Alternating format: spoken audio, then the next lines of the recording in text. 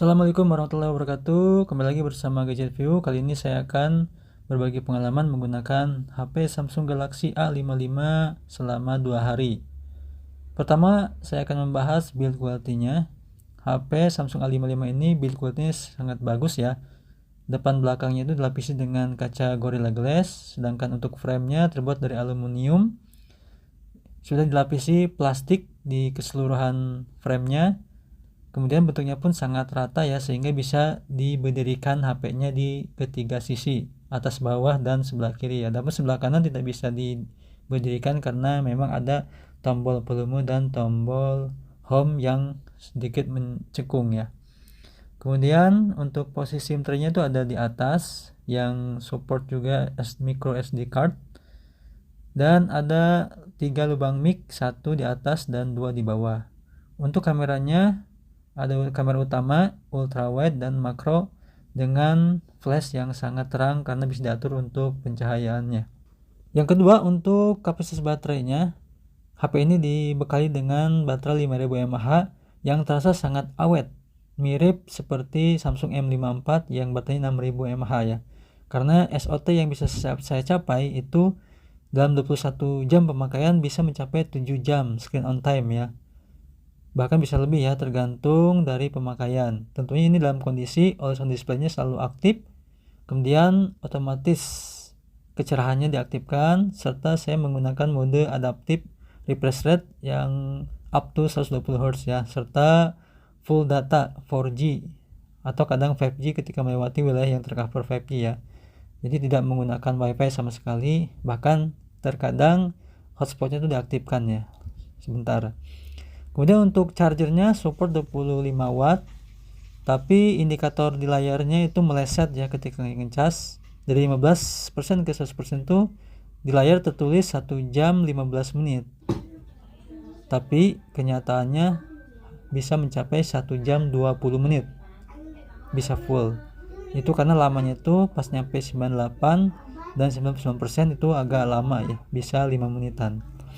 Kemudian yang ketiga terkait dengan kameranya, ini untuk hasil foto dan videonya sangat bagus ya, karena di semua lensa baik ultrawide, lensa utama dan 2 kali, baik belakang dan depan pun itu semua bisa di resolusi 4K 30 fps ya. Bahkan untuk hasil videonya pun stabil semuanya ya, tidak ada yang goyang, karena memang HP ini dibekali dengan OIS dan VDIS yang minim jitter. Itu dari kelebihan dari kamera Samsung A55 ini. Dan ini adalah contoh video ultrawide-nya, masih sama di resolusi 4K 30 fps. Ini bisa juga kita pindahkan ke kamera depan videonya ya. Ini seperti ini. Nah, ini cukup stabil ya.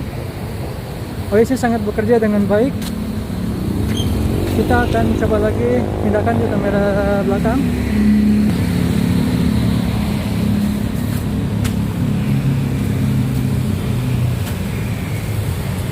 Ini bagus banget ini stabilannya, mantap. Ini kamera terbaik di seri A nya Samsung ya, karena ultrawide bisa 13 megapiksel dan lebih stabil dari seri A lainnya. Good. Stasiun Bogor. Perhatikan Anda, jangan sampai tertinggal di dalam rangkaian kereta. Terima kasih atas kepercayaan Anda.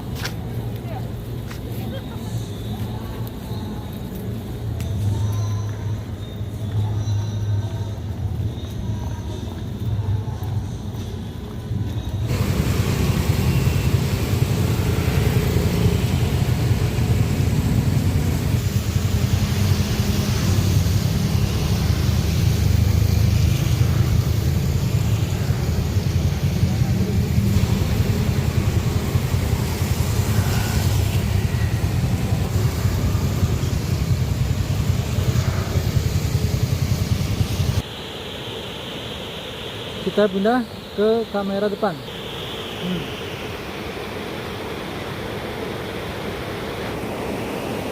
Ini sungainya nih. Oke, sekarang balikin lagi ke kamera depan, sorry. Sekarang kita pindah ke video ultrawide-nya ya. Nah, seperti ini. Sekarang kita tes untuk tes berlari ya, seperti apa nih kestabilannya.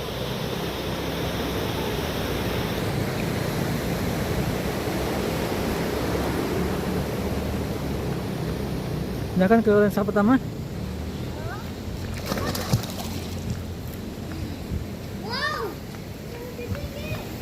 Kedua.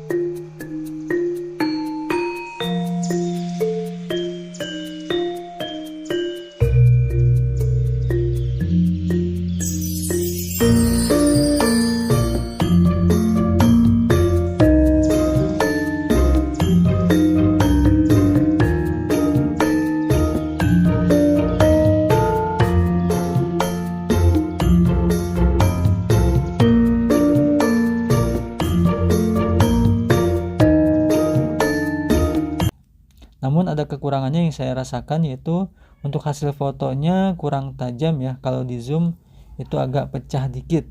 Kemudian kekurangannya lagi tidak ada lensa telenya, sehingga tidak ada pilihan jarak kalau mau mengambil foto potret. Biasanya kan ada 1 kali atau 2 kali ya. Kemudian yang keempat yaitu yang saya rasakan terkait dengan kualitas IP67-nya ya. Water resistant. Jadi untuk IP67 di layar Samsung A55 ini tidak bisa disentuh layarnya pada saat masuk ke dalam air ya. Tapi masih bisa rekam video dengan leluasa tanpa gangguan sentuhan air yang ada di layar pada saat diangkat ya. Jadi HP bisa bebas keluar masuk air saat merekam video, tidak akan mati perekamannya. Bahkan nggak perlu juga bawa lap kering ya buat ngeringin layarnya agar tidak terjadi ghost touch. Jadi kalau mau foto pun tinggal pakai timer saja dalam air. Nah, untuk bisa nyemplung ini tentunya harus kita pahami ya. Kita nyemplung air itu di kolam renang yang airnya alami, kalau bisa non favorit seperti air gunung ya. Kemudian yang kedua, ini bisa saya berani cemplung ke kolam karena masih baru ya, atau masih di bawah 1 tahun bisa nyemplung. Karena kalau lebih dari setahun itu biasanya seal di backdoor itu sudah mulai rusak, sehingga backdoor pun mulai ngangkat ya. Jadi harus lebih hati-hati lagi. Kalau sudah terasa terlihat ngangkat, itu jangan pernah masukin HP-nya lagi ke air ya, karena bisa masuk dan bisa merusak mesin.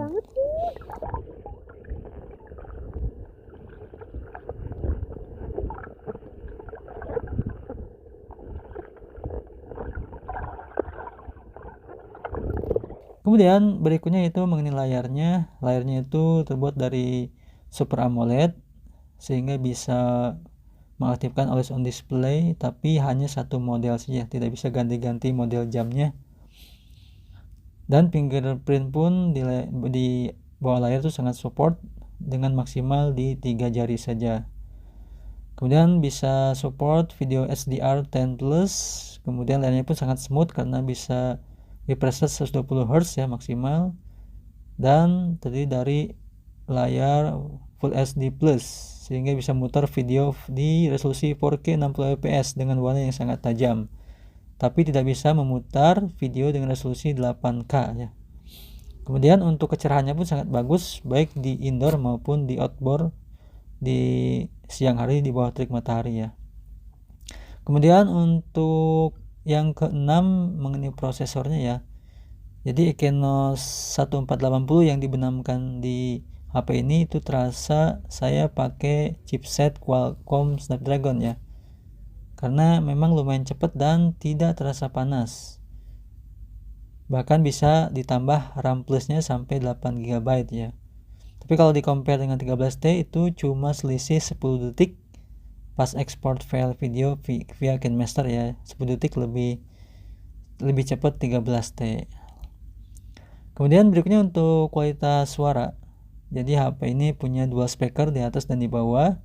Untuk suara audionya sangat bagus, jernih, bassnya proporsional, tidak jedak-jeduk ya, sangat.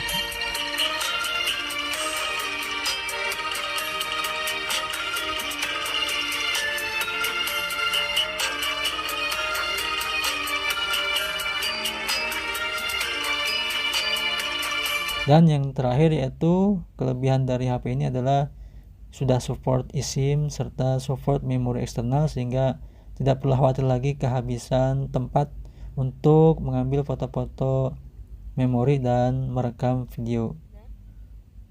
Oke, sudah itu saja pengalaman saya menggunakan Samsung A55 ini selama 2 hari ya.